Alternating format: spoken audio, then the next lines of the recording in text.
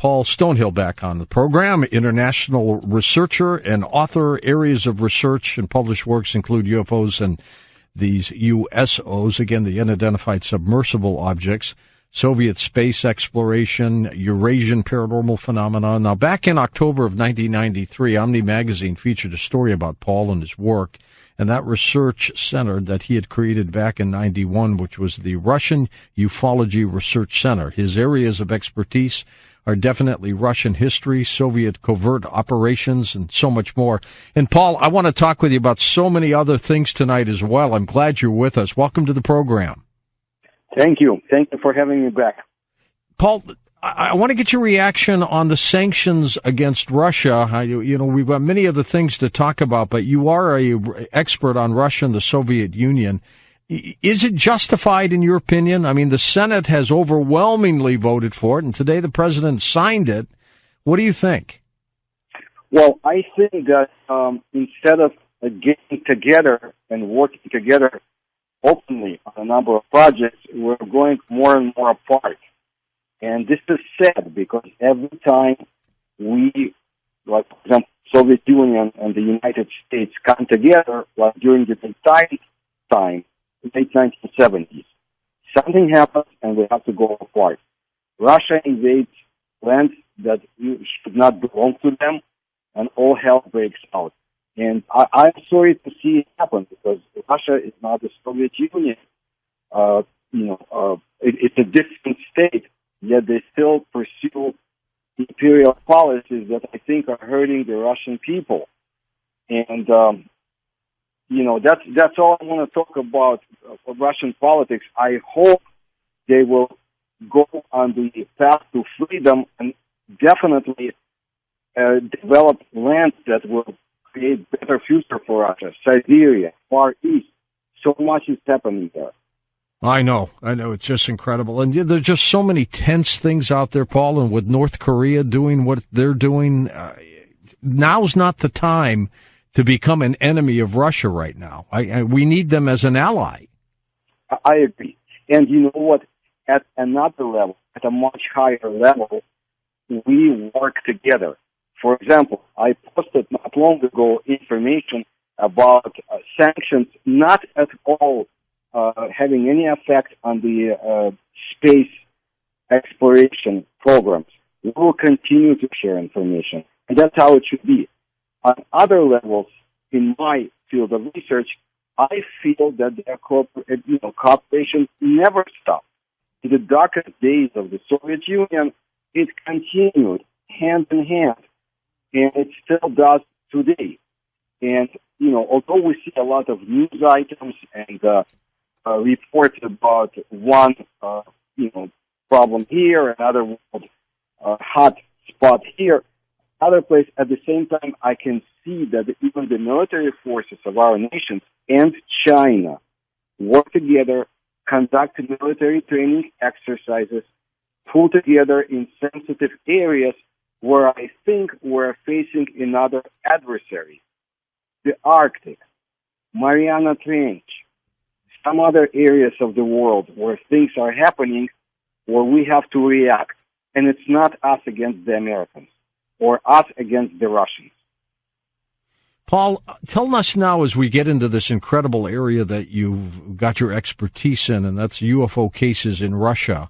How did you key in on Russia for these UFO cases, or why? Well, why? Because, first of all, for many years I've been interested in the subject, even when I was a citizen of the Soviet Union, and the subject was a forbidden one because we were not supposed to be talking about UFOs in the Soviet Union. At the same time, the government was doing its best to study what's going on. And after I left the Soviet Union, to the best of my abilities, sometimes not openly legal from the Soviet point of view, I stayed in touch with Soviet ufologists and those interested. And the best time came at the end of 1980s. Things were happening, and Gorbachev has to be applauded for that. We got out so much information from the Soviet Union. I was able to establish contacts with many research groups openly, so they wouldn't suffer because they know me, for example. and wealth of information came out until, I would say, middle 1990s. And you could find out that, the Soviet Union was involved in unprecedented UFO and USO research program where every member of the armed forces had to report to their commanders if they see something unusual in the sky or in the waters or on land. This was unprecedented. And we also found out that the U.S. and NATO and the Russians were facing basically the same, I don't want to say adversary, but the same entity or entities they couldn't understand. This happened, for example, with the so-called quackery or crocus phenomena, when they encountered gigantic objects at the bottom of the oceans or at the great depths. And these were no Americans, and Americans thought they were encountering Russian technology, but couldn't. So, but what I want to always bring forth is that the Soviets and the American scientists at high levels were working together. For example, late 1970s, and even before. And I'm also telling you something I just found out, for example, because I keep an eye on what's going on a daily basis. Just a few days ago, by the island of Matua that I've discussed before, it's in the Coral Islands. Very unusual little island, now completely taken over by the Russian military and scientists, sealed off. They're doing research. The big question is, what are they doing there, right? I'll tell you. They found, what they're doing, we're not sure exactly, but here's what they did. They found a cigar-shaped object that has been determined to be a submarine. 99% they say it's a submarine. It's either the American submarine that was sunk off the island or the Japanese. But we're not learning everything they're finding yet. I hope we will, because that island contains a lot of secrets. And it could be, nuclear weapons development or something that the Nazi Germany was hiding, because they had expeditions to the island well after the end of World War II and before Japan surrendered. And that area is a hot area itself. I understand North Korea is of interest to a lot of people, and it's not too far away in the Sea of Okhotsk and the Coral Islands. There's a lot of UFO and USO activity there, especially during volcanic activity and so forth. And the Russians know that something is going on. The Americans knew something was out there because Truman offered Stalin to give up that island in exchange for something, but Stalin had a very steep price. So back so many years ago, they knew that those areas were of interest, just like they knew about the Arctic Ocean. Look at the Arctic Ocean today. There's a lot of talk that, the Russians and the Americans and the Canadians are facing each other in the Arctic. I think it's more of cooperation that's happening. But Russia has to bring up their forces to the Arctic Ocean. They say it's to defend their territorial claims or, natural resources and so forth. But I'll tell you, from my research, from the information I have from the official Soviet sources, there's been a wave of UFO activity and USO in that area. There was a gigantic wave in 1979, very important year, of UFOs over the Arctic areas. And in later years, the head of the Russian, before Soviet, now Russian expedition to the Lake Vostok and other areas, who is in charge of the Arctic and Antarctic expeditions, Vladimir Lukin, he himself in 1984 observed the UFOs in the area. And he wasn't afraid to talk about it. He openly stated what they had encountered in 1984. So you have less, I find that sometimes in Russia they have less inhibition to speak about UFOs and USOs at high and credible levels. Paul, I've got to ask you, too, earlier you had said that the Soviet government did not want anybody, their citizens, talking about these cases. while they were studying them, clandestinely. Why was that? Why didn't they want you to be forthright about this? Well, two things. If we're on a more simplistic level, they wanted to describe everything as to be bourgeois invention, and the Soviet people don't believe it. On a more credible and cynical level, they knew that the ufologists, such as Felix Ziegel, were observing things in the sky that they shouldn't be, because the Soviets were conducting military tests. And if we are to be straightforward, let's say that 95%, let's give them this, of UFO sightings are secret military tests or natural phenomena, we're not sure about. Mm-hmm. But 5%, I believe that's what the Soviet Academy of Sciences also claimed, 5% cannot be explained. And first of all, the Soviet government did not want any competition from the independent researchers. That's not how things worked in the Soviet Union. And they also knew that the CIA was very much involved in spying after people like Felix Ziegel to get any crumb of information they could. But when you study the history of Soviet ufology, you find out that, for example, the Central Intelligence Agency was very active in the Soviet Union in 1947.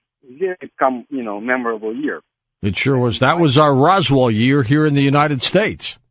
Yeah, but at the same time, if you remember, this was the year of the Antarctic expedition, Robert Byrd, and a few other events around the world. And trust me, and the Soviets had experienced their UFOs well before as well, and during that time. Well, in 1947, the CIA was very much interested about reports from the field agents of UFOs flying over Uzbekistan.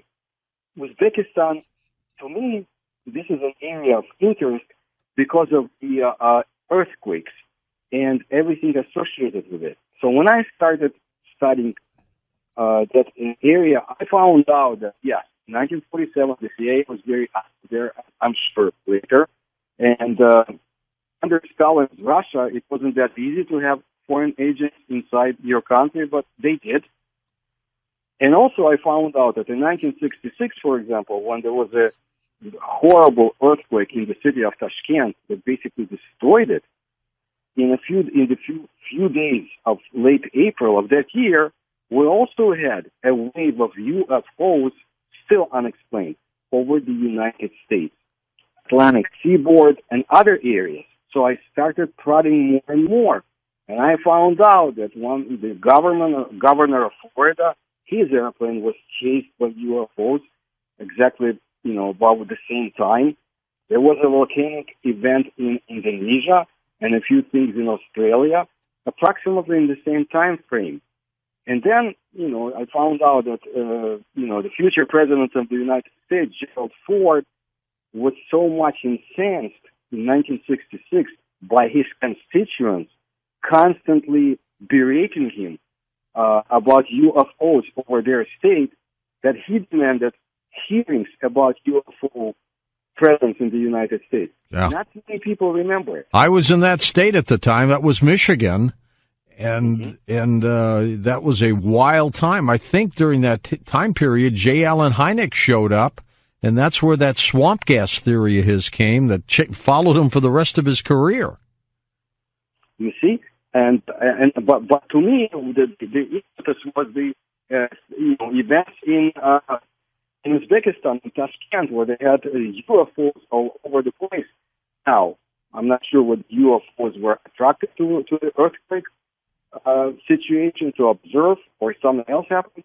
But again, this is an area of many secrets, Uzbekistan. Ancient cities lying under the sands, and I have described in my video presentation, because very few people have seen it, and those who see the pictures and images, they become astounded. For example, there's a city, ancient city in Uzbekistan, circular city. You don't see too many of those. But you do see a city like that in southern Russia. What's today's southern Russia? In the Ural Mountains, I should say, southern Ural Mountains. It's called the city of Arkaim. Some long-gone civilization invented a city which is an observatory in itself. and who knows, the knowledge that they possess disappeared. The same happened in Uzbekistan. So when you start following, the former Soviet Union is a very big piece of land. And trust me, most of the paranormal phenomena has not been explored to the fullest, especially UFOs and USOs. Is China also getting many kinds of UFO reports? Yeah, and I'm glad you asked, because we almost get nothing about China. So I try to fill in as much as I can, but my information comes from the Russian sources. And they have to know what's going on in China, because they're neighbors. China is very much involved. They have a different level of government involvement. The government sponsors UFO research groups. They have government-level teams. To them, it's science. There is no question that UFOs are there, or, they have different hypotheses where they come from. But for thousands of years, China has experienced UFO activity, and one of their famous emperors himself was most likely an alien, the Yellow Emperor. And so China takes it very seriously. My area of interest was Sichuan province, and just one province, but it's close to Tibet, and it's had so many things. And as time goes by, there are dynamic archaeological discoveries in the area as well. But they also had, in the late 1970s and 1981, unusual UFO sightings. And Chinese scientists from the famous and renowned Purple Observatory had studied it. And that observatory, I urge your listeners to keep an eye on any news that comes from that place, because for at least, I would say, more than 60 years, things have been involved. And they exchange information with Russian experts that I greatly admire, like Ivan Yefremov, who was able to come to China in 1959 and received an ancient globe made, who knows from what metal, that, had continents which people should not be knowing about 5,000 years ago when it was made. That's just one of the interesting things. I know the Chinese were very much interested in the Dalnygorsk case. I discussed it before a few times, but the famous 1986 case from a forbidden area of the Soviet Union, a small settlement where they find strategic metals and explore them, excavate them, whatever you call it. And this was a very famous case. Some call it the Roswell of Russia. The Chinese were interested. They wanted to know what's going on. The military was all over that one, were they not? Well, I tell you, if they were, we don't know too much about. They were very quick and deadly, because nobody knows. The person who was one of the first ones, Dr. Jimmy, passed away a few years ago. He was very active. I have his original, handwritten report about the area and the strange findings of the metals that they had. All right. Well, hold on, Paul. We're going to take this quick break, and then we're going to come right back. Paul Stonehill, our special guest. A couple of his books include Russia's USO Secrets. Those, again, are unidentified submersible objects, which I want to get into. Russian Roswell Incident, UFO Case Files of Russia. We're going to try to get a better connection with Paul, too. It sounds a little muddy to me back here, and I'm sure you, too. So we'll see if we can tighten that up a little bit, and we will be back. And welcome back. Paul Stonehill with us, international researcher and author. We're talking about the Russian UFO cases. Paul, the government of Russia now, do you think they will ever disclose to the public that this has been going on? No, that would go against everything that they stand for. There is no reason to disclose. It's a state secret. And, what would the Russian population do? What good would it do for the people? It's a different mindset. But at the same time, they cannot disclose information. For example, USOs, there was a lot of noise in 2009 that they had declassified their files. They can't do it, and they said it openly, because this way the adversary will find out about their submarine operations and routes, which they take. So no, I don't believe this will happen. There is no reason. What would Putin gain from it? Right. That's a good point. We have heard, let's go back to Antarctica for a second as we talk about some of these various cases. Well, but we have heard that there is something definitely submerged down there. I don't know what, but, could it have been an ancient city? Could it have been a UFO? Could it have been an asteroid? There's something down there. What has your research shown you? What it's shown me is that from 1946, the Soviets had been very active in Antarctica, and they gained their entry through Argentina on whaling ships. This got, but the Americans knew about it, and what's interesting is there was a case when the Soviet submarines who actually came to the area were attacked on their way from Antarctica. But it wasn't the Americans who attacked them, and vice versa.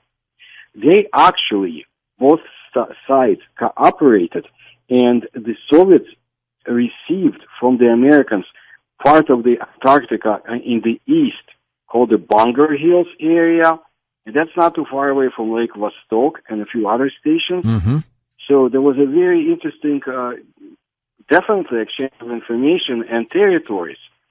And I also found through the Russian newspapers how Australia, the military forces of Australia, very active in West Antarctica, discovered facilities at the bottom of the ocean and some of the USO type ships moving about too. So that was very interesting because I never read anything like that in the United States or anywhere else. So information comes out. There are things that are happening in Lake Vostok, and I have a way to find out more or less on a daily basis what's going on. But they're not stupid. Those who study the situation, they don't want people to find out. So everything is shut down.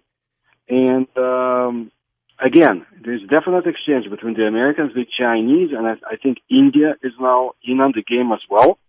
Everybody around the world is trying to get into Antarctica. Now, I'm not asking you to reveal your sources, Paul, but do you trust them? Do you have faith in what they tell you?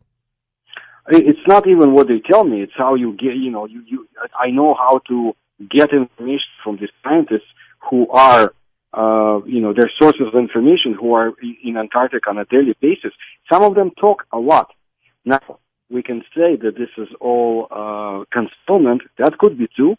Then the question is, who is using so much efforts to conceal what's going on in Antarctica that they would create false news and spread all over the world? So either way, something is going on in Antarctica. But more than that, I'll give you two interesting cases. Okay. And I put them on in my YouTube channel too. One was about in the 1979. Again, 1979. Case when Soviet aircraft was basically spinned out and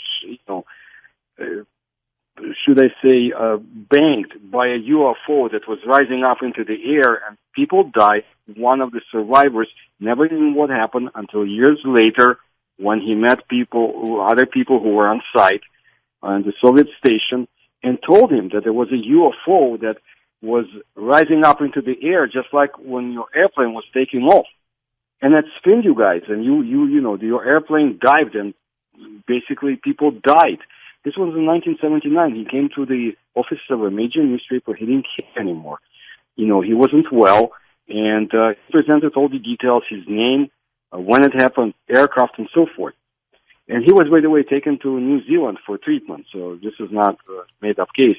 Another one was very interesting. There was an article in a Siberian newspaper by someone who was very much interested in the whole situation because he had observed USOs too.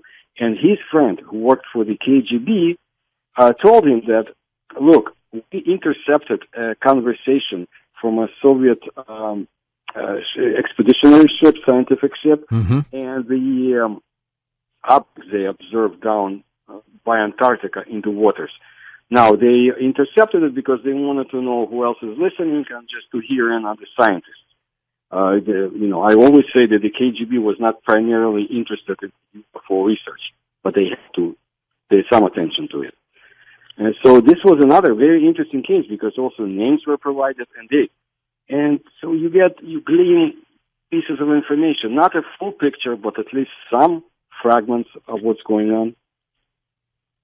Now, the Russians that have been investigating these cases, have they released to you, the scientists, where they think the crafts might be coming from? Oh no, they won't release anything to me. Directly, there are the great scientists I worked with, for example, Professor Budakov passed away. The new guys, I have colleagues in Russia. I have great UFO researchers, such as Mikhail Gerstein, who has excellent connections. And I find out information on my own, if not from my sources. Mm-hmm. One of the best sources I had and others passed away, Vadim Chernobrov, a few months ago, and he was a young man, but very active. He was the head of the Kosmopoisk research group, and I always wanted him to be able to one day to come and speak to you or, people of your caliber in the United States. He was so active, he created UFO research groups all over the world and led expeditions to the Tunguska site and a few other interesting sites. Well, he passed away. So, I work with other people as well. But there are ways to find out what's going on a daily basis, even at Lake Vostok and other stations around Russia. It's, for example, in the Arctic areas and Antarctic. And that's where I get a lot of my information. I also monitor media and receive stuff on a daily basis from the former Soviet Union, not only Russia. You have no doubts, Paul, that something is happening, something extraordinary, I take it. Yes. And, the more, the scientists explore Antarctica, the more we will find out. Even just sheer scientific discoveries like 2 days ago, I found out that there are microbes that they found in Antarctica because of the melting, they say, that could actually help with the so-called global warming by eating methane gas. In itself, it's a great discovery. It has nothing to do with UFOs, but gives you hope for tomorrow, and less BS about all this situation. But as to the UFOs and USOs, yes, I have no doubt something is happening. And in my books, I present information, photographs from the Soviet submarines and other vessels that were in the area of Antarctica or South Georgia Island. Always remember that territory. It's a British territory where things are happening. Where, the British are not subject. And I know this may be just pure speculation, but where might these craft be coming from? Recently, we found out that there is another ocean under the mantle, the Earth's crust. There's a gigantic ocean down below that we never knew about. Okay, so we're finding things we have no idea existed. Yeah. In my opinion, I believe, just like Hermann Oberth did, the father on the German side of the space science, that they're extraterrestrials. Other planetary systems, probably. That's my belief. I've always had it. But it doesn't exclude me from listening to other sources. And I'm very interested in the theory of the tunnels, ancient tunnel system around the planet. Mm-hmm. And who knows what civilization is down there. But I pay attention to what's going on in the Urals, in Siberia, Lake Baikal, in the Chinese Tian Shan Mountains and other areas. And there seem to be definite confirmation that there are ancient tunnels. Not long ago, this is something I need to do. I found out information about Soviets trying to build a tunnel from Sakhalin Island, and they found out actually that there was a much more ancient structure down below. It was in Stalin's time. And the cost was prohibitive, and I guess they found something else because they decided not to proceed with the project. And there are names of the scientists who were involved, no longer alive, but, they put their names down. So you find out things like that. Something else. Look, we just found out not long ago that by the area of Madagascar and between Madagascar and India, there was an ancient continent, which the scientists just came up with this idea. Well, how relevant it is, how interesting. Well, the Indian Ocean is full of UFO and UFO secrets. We don't have too many reports, but from what we have, it's incredible. I'm working on something that has to do with the area of Madagascar, or around that area, more or less, because I was in Africa many years ago, and I've spoken to people and collected information, and now I see that what I've collected and I have is being confirmed. Nobody pays attention to that part of the world, but we should, because although we don't have too many sightings, there have been very interesting ones, like in Madagascar in 1954. The French government has classified and had done their own research about it. Yeah. 200,000 people saw it. Paul, has anybody seen occupants in these craft? There are a lot of rumors, and I don't believe that it's that level of civilization that we would be able to see anything like that or to touch. If they're much more developed than we are, I think their biological shape would be different. They would not be constrained by, temporary biological form. I think what we have is probably robotic entities, and we can talk about it later. Yeah. I think the closest the Soviets had come was the 1987 case in Monchegorsk, and I think Gorbachev knows quite a lot about it. This was part of the Setka program information, the secret program I told you about, UFO research, when an object, a small shuttle-like object, appeared in northern Russia and was taken to a military research station for such projects, and they studied it, and they couldn't get in, so they had to break their way in, and what they found inside was something that was created for people of much smaller height. That's right. The technology was not understood, and the object either exploded or disappeared from the hangar where it was taken to. Now, in 1987, Gorbachev, on his way to another town, changed his itinerary and went to Monchegorsk, obviously to observe this. And I wish I could speak to him to find out what he knows, if he could tell us. Would he be open to telling us? I think something is holding them back. I'll give you a better example than him, who couldn't say everything he knew, but said enough for volumes of UFO research. The Ukrainian cosmonaut, Soviet Ukrainian cosmonaut Pavel Popovich, he was an incredible person who created ways for Russian ufologists to continue their research. He was their protection, krysha, like we say in Russian. He was their roof over their heads. And he also pushed UFO research, and he observed UFO over Cuba when flying to the United States in 1970s. He revealed information about underwater bases, which is very close to what I found out from other research.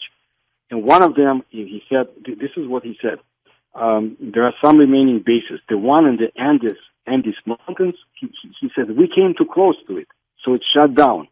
Who is we? I have no idea. And what he meant by Andes Mountains, probably one of the lakes. The Indian Ocean base is active. He mentioned that, and of course the one in the Pacific Ocean. But the Indian Ocean is the one that intrigued me. He spoke to a Ukrainian newspaper, I believe it's 2006, about that time. The Soviet Union was gone many years before. He spoke to a Ukrainian newspaper, and he lives in Russia. He has nothing to do with the Soviet Union. But he said, I gave my oath of secrecy to the Soviet Union, and I cannot say any more. So, like Gorbachev, they keep their oath. I don't think it's to the old Soviet Union, but to something. And they say they cannot reveal the information. Well, and we're doing the same thing here, Paul, in the United States. We're just not getting the information we need, and if it wasn't for people like you and others who dig for it, we'd never find out what was going on. Thank you.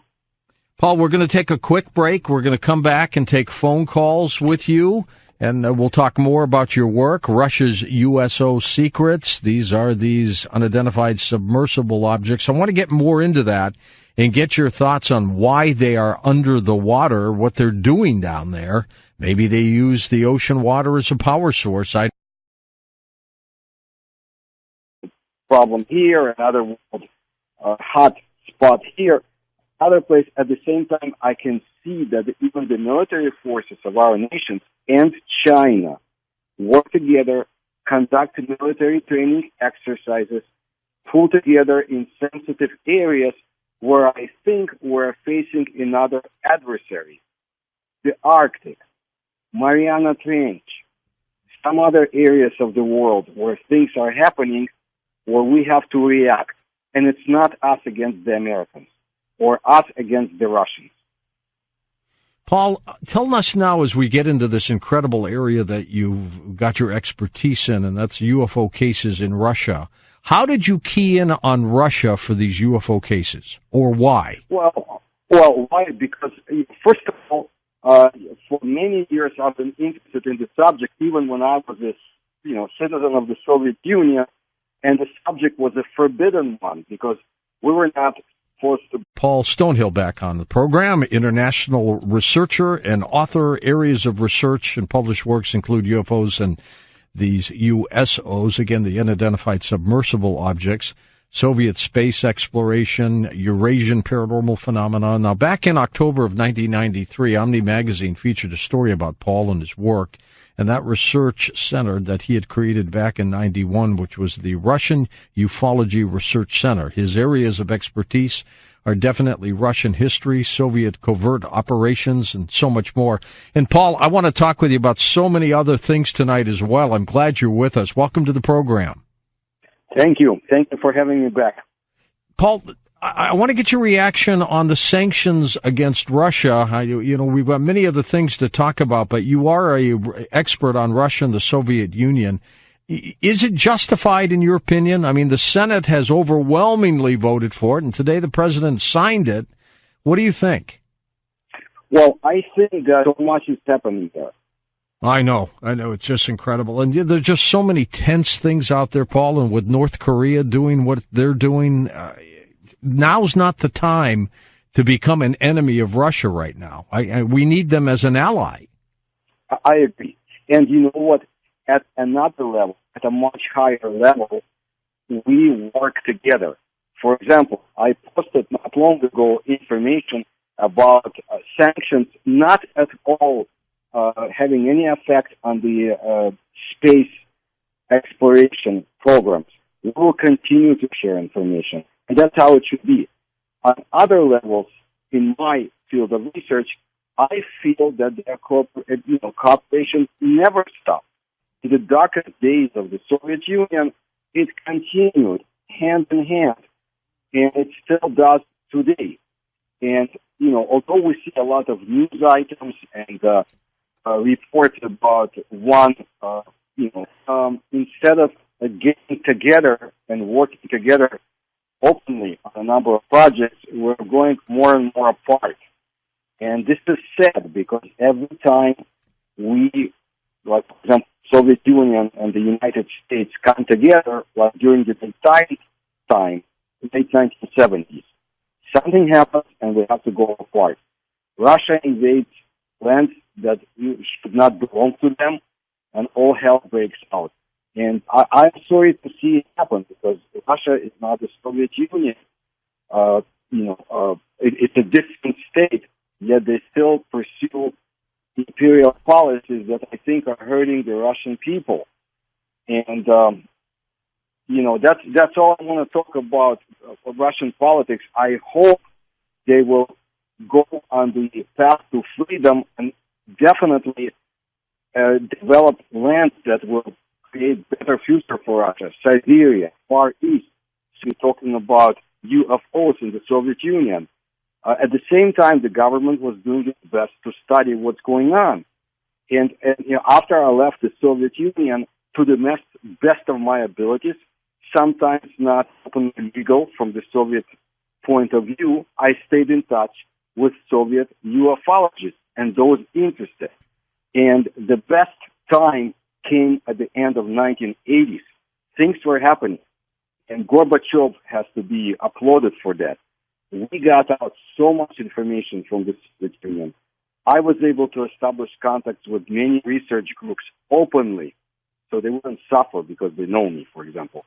And wealth of information came out until, I would say, middle 1990s. And you could find out that, the Soviet Union was involved in unprecedented UFO and USO research program where every member of the armed forces had to report to their